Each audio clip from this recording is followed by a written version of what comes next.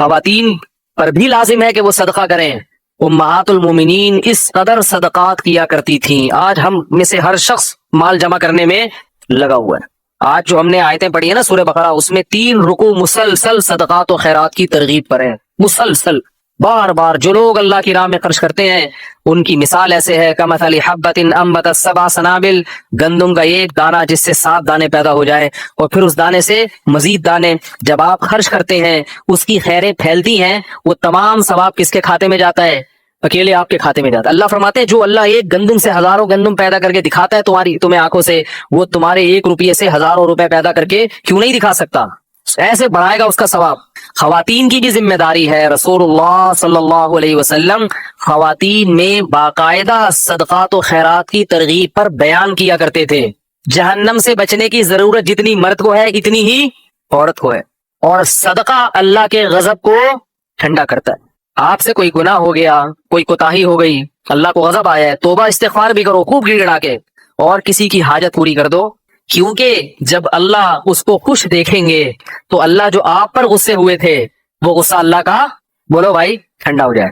حضرت عمر رضی اللہ تعالیٰ عنہ پریشان تھے نا، ایک گھر سے آواز آئی غریب بچوں کی. حضرت عمر نے جا کے ان کو کھانا کھلایا. لوگوں نے کہا کہ آپ امیر المومنین ہیں، آرام کریں، ہم پہنچا دیں گے. فرمائے نہیں. تو جب وہ غریب عورت نے کھانا پکایا، بچوں کو کھلایا، تو حضرت عمر وہاں کھڑے ہو کر یہ منظر اپنی آنکھوں سے دیکھتے رہے. کیوں؟ فرمائے جیسے میں نے ان کو پریشان دیکھ کے پریشان ہوا نا، اب میں ان کو کھاتا دیکھ کے خوش ہونا چاہتا ہوں. جب تک یہ کھا رہے میں کھڑا رہوں گا. تو جو کسی کا خیر خواہ ہوتا ہے نا وہ اسے خوش دیکھ کے خوش ہوتا ہے. تو اللہ اپنی مخلوق سے محبت کرتے ہیں. تو جب کسی مخلوق پہ کوئی حال آتا ہے اور دوسرا اس کی مدد کرتا ہے اور وہ غریب یا مسکین، وہ حاجت مند خوش ہوتا ہے، تو اللہ بھی کیا ہوتے ہیں؟ خوش ہوتے ہیں. تو اللہ کا غضب کیا ہوتا ہے پھر؟ ٹھنڈا ہوتا ہے. تو یہ غضب ٹھنڈا کرنے کی ضرورت جیسے مردوں کو ہے اسی طرح سے عورتوں کو بھی ہے. خواتین کہتی ہیں کہ ہمارے پاس تو پیسے ہی نہیں ہوتے تو ہم کہاں سے صدقہ کریں. اللہ کے نبی نے فرمایا کہ اتقوا النار ولو بشق تمرۃ، آدھی کھجور صدقہ کر دیا کرو، اس سے بھی اپنے آپ کو جہنم کی آگ سے بچا سکتے ہو. بھئی اگر ایک کھجور ہے نا، آدھی صدقہ کر دو. آج اللہ نے سب کو پیسہ دیا ہے. شوہر کی سے جو جیب خرچی ملتی ہے اس میں سے کچھ حصہ اللہ کی راہ میں. اچھا آج کل صدقات و خیرات ہوتے کیوں ہیں؟ وہ بھی جو ٹھیک ہے، بلائیں ٹالنے کے لیے بھی صحیح ہے، بچوں کے صدقے اور فلانے کے صدقے اور فلانے کے نکالے جا رہے ہیں، وہ بھی ٹھیک ہے. لیکن سب سے بڑی مصیبت کیا ہے جو ہمارے سر پہ کھڑی ہے؟ وہ ہے جہنم کی آگ، ہمارے گناہوں کا عذاب. اس بلا کو ٹالنے کے لیے صدقہ کرنا چاہیے. صدقات سے بلائیں ٹلتی ہے نا، تو لوگ بچوں کے لیے صدقہ کرتے ہیں کہ اس پہ کوئی بلا آنے والی ہے تو ٹل جائے. ٹھیک ہے نا، یہ بچ گیا، ٹرک کے نیچے آیا تھا، نیچے سے اسٹیکر ٹرک کے نیچے کوئی آ جائے تو اسٹیکر بن جاتا ہے نا، آپ کو پتا ہے کراچی کے ٹرک ایسے.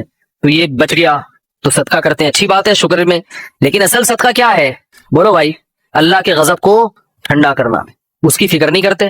صدقہ کر کے نہ دیکھ رہے ہوتے ہیں برکت ہو رہی ہے کہ نہیں ہو رہی، پیسے آ رہے ہیں کہ نہیں آ رہے ہیں. بھائی اللہ کے غضب کو ٹھنڈا کرنے کے لیے صدقہ کیا کرو. صحابہ اس لیے کیا کرتے تھے. تو خواتین کو جو صدقہ اور خیرات ہے، وہ خواتین کو ایک بات کا بہت اہتمام کرنا چاہیے کہ جتنی اللہ نے آمدن دی ہے اس میں سے کیا کریں؟ صدقہ. اور اپنے رشتہ داروں کو کبھی کبھار اچھی اچھی چیزیں گفٹ کر دیا کریں.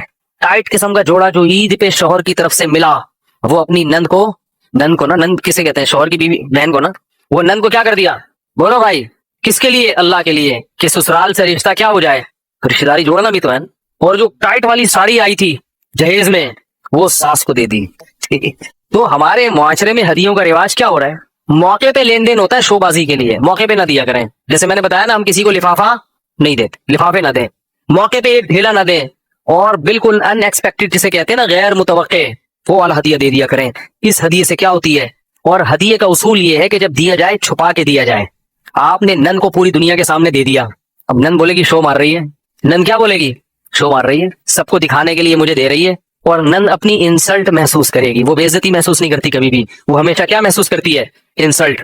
کیونکہ اس کو بے عزتی محسوس کرنے میں انسلٹ محسوس ہوتی ہے. ٹھیک ہے نا؟ تو وہ بھی اپنی بے عزتی محسوس کرے گی کہ بھائی وہ اسے شو بازی کے لیے. ہر ایک کا دل اتنا بڑا تھوڑی ہوتا ہے. تو اس لیے چپکے سے دو، اور اس کو بولو بھائی کسی کو بتانا نہیں کہ یہ میں نے تمہیں دیا ہے. ہمارے یہاں شو بازیاں ہو رہی ہیں، بار بار اس کو بتا رہے ہیں یہ میں نے دیا، یہ میں نے دیا، یہ ساڑی یہ تو میں نے دی ہے. ٹھیک ہے نا، یہ گھڑی یہ تو میں نے دی ہے. تو بار بار شو بازی شو بازی. تو اللہ کو یہ کس کو خوش کرنے کے لیے ہو رہا ہے؟ دیکھو اس کا بڑا فائدہ پتہ ہے کیا ہوگا؟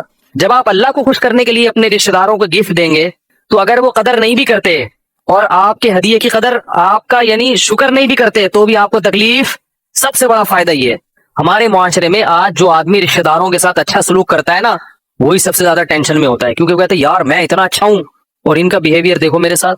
तो भाई आप इतने अच्छे अल्लाह के लिए है ना, तो अल्लाह का सलूक आपके साथ इंशाल्लाह बहुत अच्छा होगा। तो आपको क्या जरूरत है ये आपके साथ अच्छा सलूक करे या ना करे? भाई हमने अल्लाह के लिए किया, हम तो किसी को बताना भी नहीं चाहते।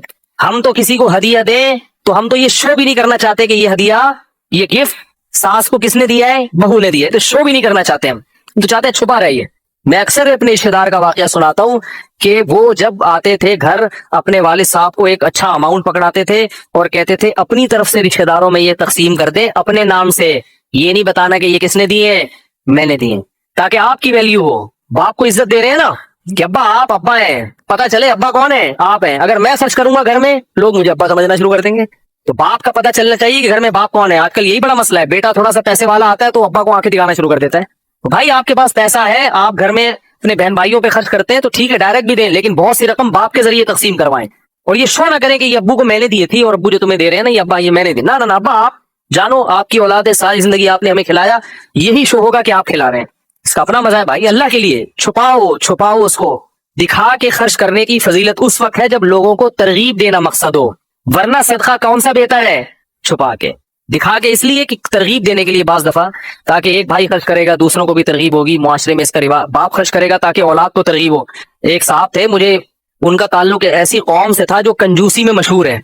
मैंने उनको देखा, बड़ी सखावत, अपने बहन भाइयों पे बहुत खर्च करते थे वो, हर वक्त बहन भाइयों को हदिये भेज रहे हैं हर वक्त। मैंने उनसे पूछा यार आपके बारे में तो हमने सुना था ये लोग कंजूस होते हैं। उन्होंने कहा ऐसा नहीं है।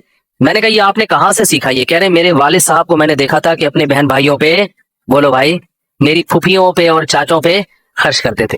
उन्होंने किसी मौलवी साहब का बयान नहीं सुना, उस साहब ने कोई तकरीर नहीं सुनी, सखावत है, अपने बाप को देखा कि वो अपने बहन भाइयों पे खर्च कर रहा है, तो अब्बा से ये चीज कहाँ ट्रांसफर हो गई, खुद ब खुद बेटे में। समझ रहे हो कि नहीं समझ रहे? तो याद